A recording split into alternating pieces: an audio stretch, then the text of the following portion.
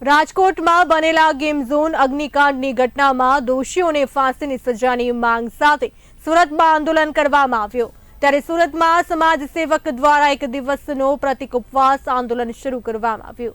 સાથે તક્ષશિલા અગ્નિકાંડ, હરણી બોટ દુર્ઘટના, મોરબી બ્રિજ દુર્ઘટના, ટીઆરપી ગેમ ઝોન અગ્નિકાંડના દોષીઓને કડકમાં કડક સજા થાય તેવી માંગ કરવામાં આવી। ન્યાયની માંગણી સાથે 24 કલાક ઉપવાસ આંદોલન કરવામાં આવ્યો અને આરોપીઓને તાત્કાલિક ફાંસીની સજા મળે તેવી માંગ કરવામાં આવી। સાથે આગામી સમયમાં ન્યાય નહીં મળે તો આંદોલન ફરી શરૂ કરવાની ચીમકી ઉચ્ચારવામાં આવી। આંદોલનના પગલે પોલીસે આંદોલન કરી રહેલા સામાજિક કાર્યકર્તાઓની અટકાયત કરી હતી।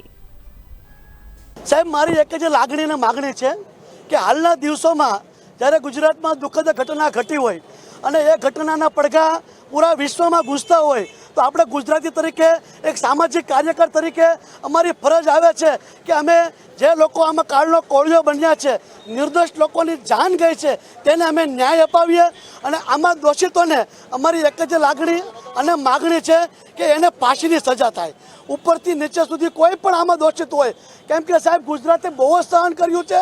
તક્ષશિલા કાંડમાં જે વિદ્યાર્થીઓના મોત થયા છે સાહેબ, હરણી બોટ કાંડમાં જે નાના નાના ભૂલકાઓ મોતને ભેટ્યા છે, ક્યાં સુધી ગુજરાત સહન કરશે સાહેબ?